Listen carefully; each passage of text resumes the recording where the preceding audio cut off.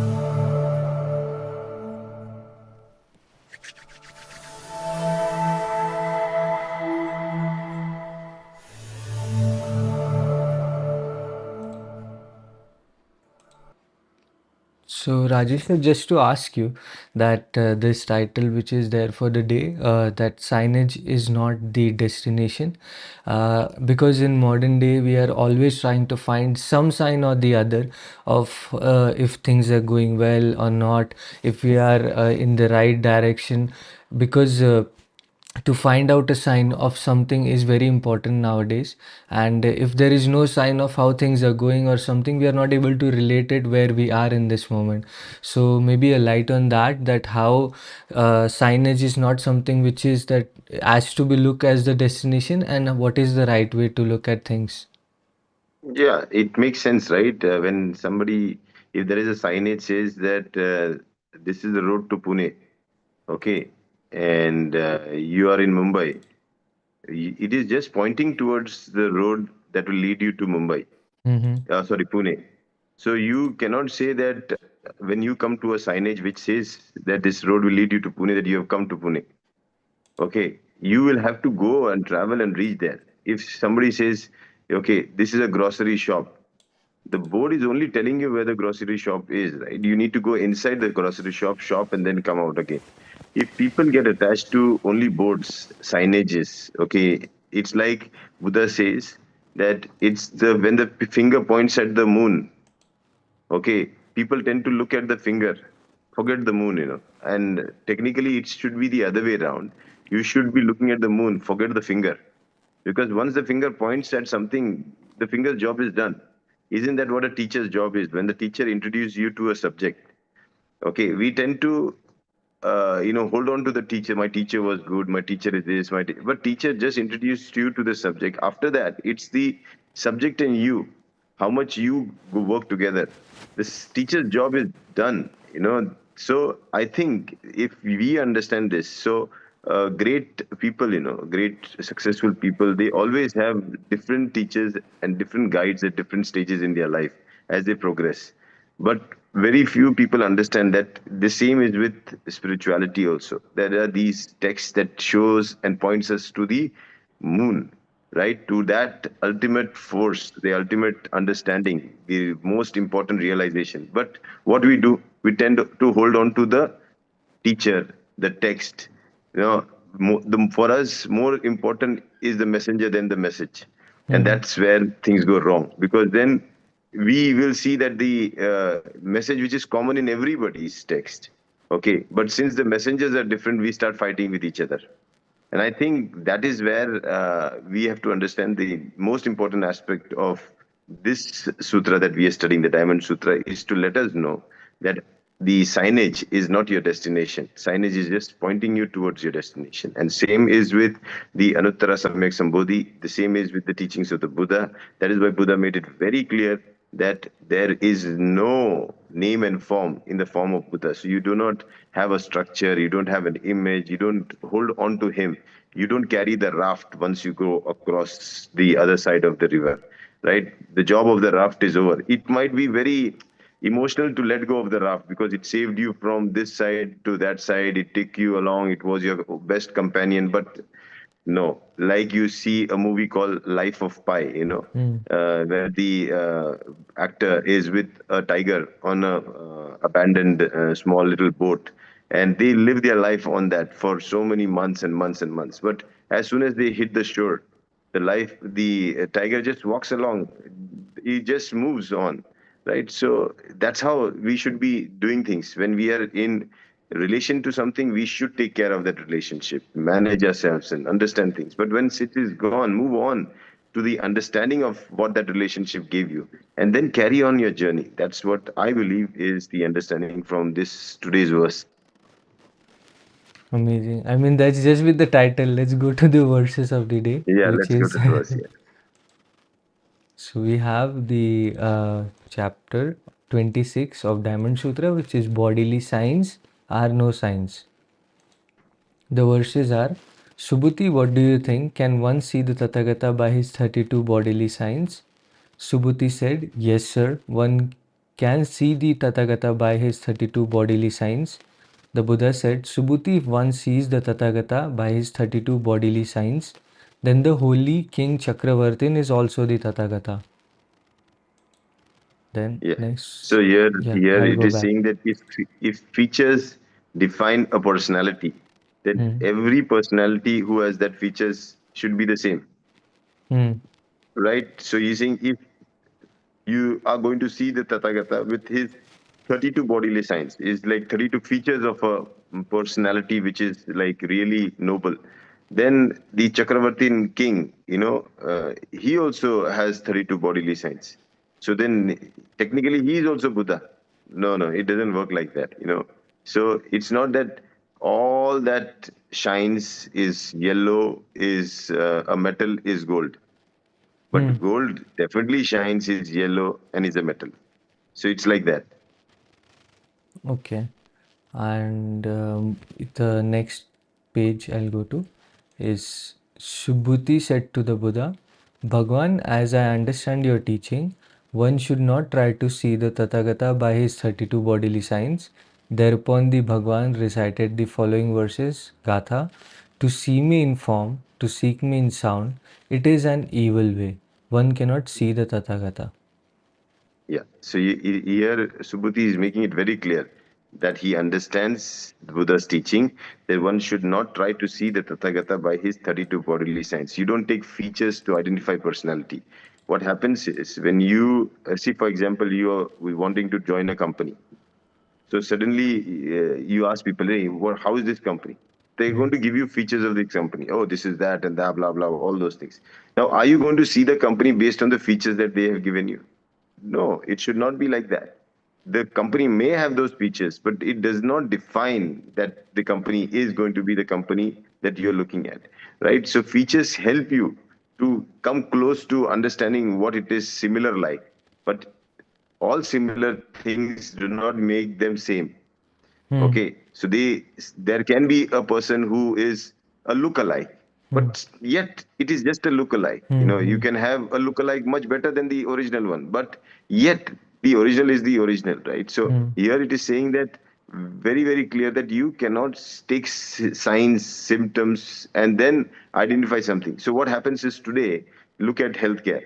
When Hmm. you talk about signs and symptoms, you say, oh, these, if you have this, you have this disease. You already named it. Then you have fixed. Then people are after curing that disease. But everybody is in different spectrum of that disease. Okay, you cannot have a fixed thing. But because you hold on to that fixed opinion, then the treatment, the medicinal approach is also fixed. And then this is how you have to do, and that is how you have to do. Then others who are dynamic, they are all wrong. So here the Bhagwan recited the following Gatha. What did he say? That to see me in form means to see any experience in form, to seek me in sound, to see any experience in sound. Okay, it is an evil way. It is not the right way. It is an evil way. It will take you out of your noble way. It will take you into a wrong way. One cannot see the Tathagata that way. Means you cannot experience anything if you hold on to the experience in the form of a form or sound. Okay, because that will not be right. I eat an apple today. The apple that I ate is an experience of that moment. If I see that apple, oh, it was red, it was juicy, it was tasty, and I carry that fixed imagination, fixed memory, and move on to the next moment and try to seek the same apple, the same experience. It's not going to happen because with time I'm going to change, my taste buds are going to change, the seasons are going to change, the apple's taste is going to change. Everything is in a flux. And hence, to see something in form, to see something or seek something in sound, it is an evil way. So the ultimate reality also cannot be sought in the form or seen in the fixed form, because form is already having a separation from what reality is omnipresent. It cannot have a form, right? The mud that makes the pot, you cannot say the mud has a form. Yeah, the pot is formed from the mud, but if you want to know the ultimate reality of what the pot is made out of, it's formless. It does Hmm. not have any shape. Okay, same is, you cannot seek me in sound. So you cannot even use sound to seek that. So many a time people just call on to the names of the Almighty and they say that's enough. No, you cannot seek the Buddha only through sound. You cannot see him through form. That is not the right way. It's an evil way. Instead, it will take you not to Pragati, it will take you to Durgati. It will take you down, right? So here Buddha is making very clear that I'm just giving you a board that says this is the path to nirvana. That is why he calls it the noble eightfold Full path. path. He says, path, I'm giving you the path. I'm showing you the way. Go walk yourself. You don't expect me to carry you. You are not anything so special that I'll come down and pick you up and go, oh, you're not so special. You have not done so great in life that I have to do this for you. So it's your journey. I can show you the path. I can show you the way. You have to go. Same is with the teacher in the school. She can teach you the subject. She can explain you your misunderstanding, or if you don't understand a problem, she'll help you solve the problem.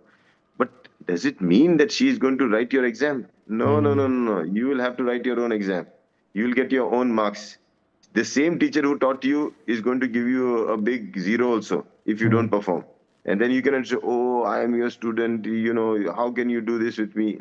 If the teacher cannot even, be so generous enough that even though she taught you the whole year, you were good to her, you were everything, but when you gave the exam, you wrote all the wrong answers, she's still going to give you zero. Hmm. If the teacher can do that, what about existence? Do you think existence is going to say, oh, you're very kind, you're very generous? If you break all the Sheila, it is definitely going to put you to hell. Hmm. It will punish you. It will give you a zero there also. Hmm. Yeah. Got it. So this was it, the verses for the day. I'm just checking if there is someone who's saying that please answer my question. Uh, Chanda 1234. They're saying that they have a question, but there's, can you please put your question, then we can answer it. So Yeah. now when we see Diamond Sutra, we now see its practical application, Hmm. okay, and how important it is. So now we reached to almost 20, verse 26, so Hmm. only last six remaining. And I think we have really gone deep dive into understanding the Diamond Sutra for modern times. Hmm. Okay, make sure you have all the transcripts ready. Hmm. Okay, this should be converted into a book in which people can understand what its application is for modern times. So we can have this done on a priority basis. In the next I think the 6 weeks, another 2 months, we will be able to finish this. Yeah. Okay. So yeah, I still don't, but because there is someone who is saying that I have a question, please answer it, please, please. So I thought but they're just saying it. There's no question. Yeah.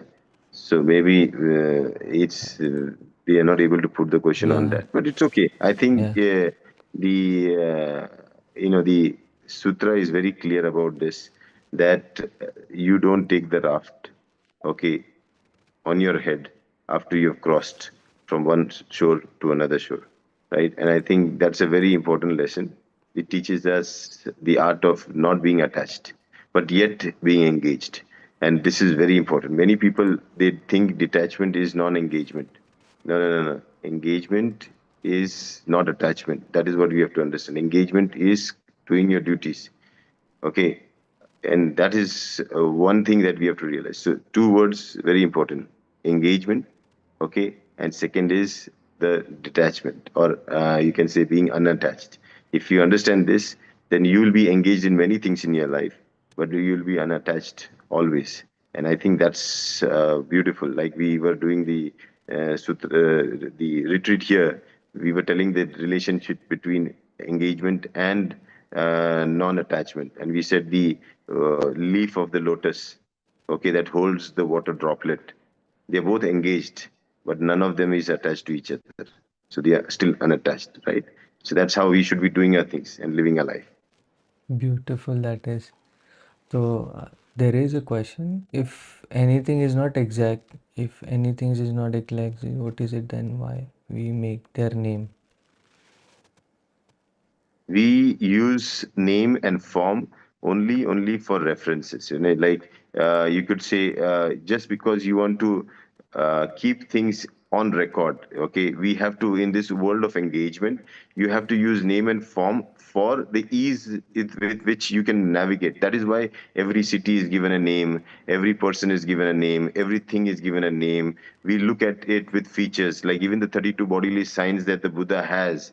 The Buddha has those 32 bodily signs. You cannot say Buddha does not have those 32 bodily signs. And when Buddha has to be explained, he has to be explained with those 32 bodily signs. But you saying that those signs will define the Buddha, no, no, no, it doesn't work like that. If I take the actor Shah Rukh Khan and he has these features and all those features, and I say, yeah, a person who has all these features is Shah Rukh Khan, that is wrong. Yeah, but it doesn't mean that Shah Rukh Khan does not have those features. So we have to understand again that yes, features are the part of the personality, but it's not the features that will define the personality. The personality is itself undefinable with terms of features. But yes, for identification, for reference, for interaction, you need these things. Name and form is a part of the manifested world. And we will need to name things, we will need to form things. And based on that, we will be able to navigate ourselves in this. It means there is nothing. No, there is everything. Only thing is that if you say there is something, then you'll miss on the other things. Okay, so when we say that there is everything, like Hmm. when there is a bag and the bag is full of all those things, and somebody says, "Can I keep something in your bag?" You say, "No, no, no, there is no space." Eh? You have such a big bag, yeah, but it is full. On one side, you're saying it is full, the other side, you're saying there is no space. Okay, so both ways you're saying two things. So that is why one side we say shunya, shunya he is shunyata is purnata, and purnata is shunyata. That is why in Indian philosophy, the shunya and purna are both together. They come together. They mean the same. They are two sides of the same thing. On one side, infinity, we don't know how much it is. The other side, we know that it all begins from nothing. So these two extremes is where the journey begins in. So the point where everything starts is zero. Where it ends, we don't know. So you cannot fix it at this point. So in life, if you understand this, you cannot become a nihilist that there is nothing. You cannot be materialistic saying that this is everything. No, no, no, no. You have to realize that everything is a flux dependent on conditions. They manifest based on that. We have to engage with the world accordingly. Yeah, they say thanks, sir. I'm very interested in the Diamond Sutra. Yeah, good. Yeah, it is. You read it for yourself. Again, something like I always say that you take a sports, like you take the players who have become great people and great sports people from a very early childhood. When they were introduced to that particular game, they fell in love with it, and they were always, playing the game their way. They always, and then later they learned the professional way. But the first engagement is always because of love, and it's love that takes you on a journey towards becoming the professional in that particular skill set.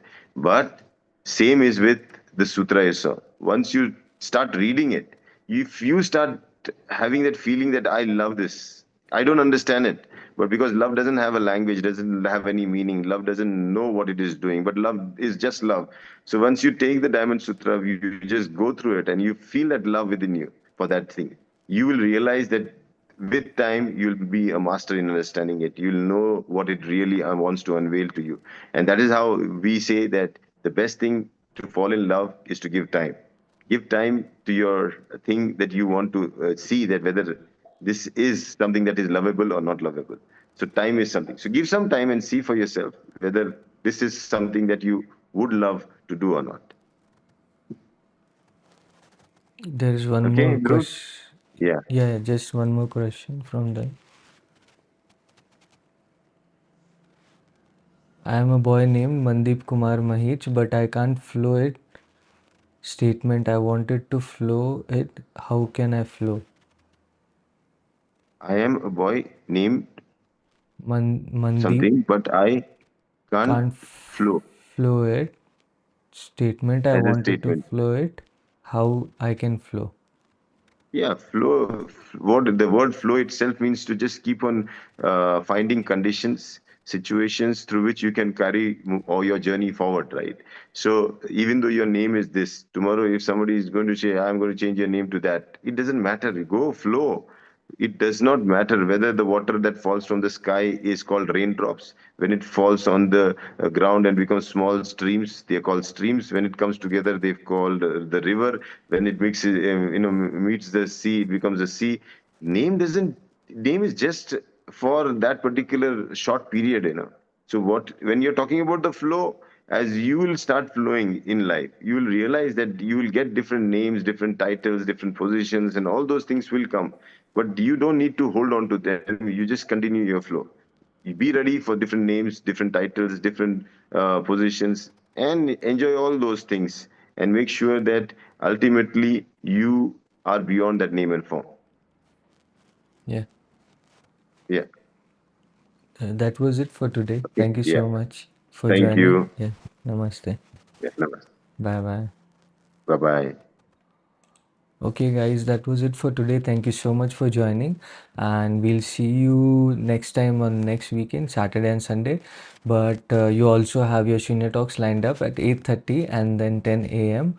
and then also Shangaloon series. And that's it. Stay tuned, and that's it for the Sutra Talks. See you. Namaste and bye bye.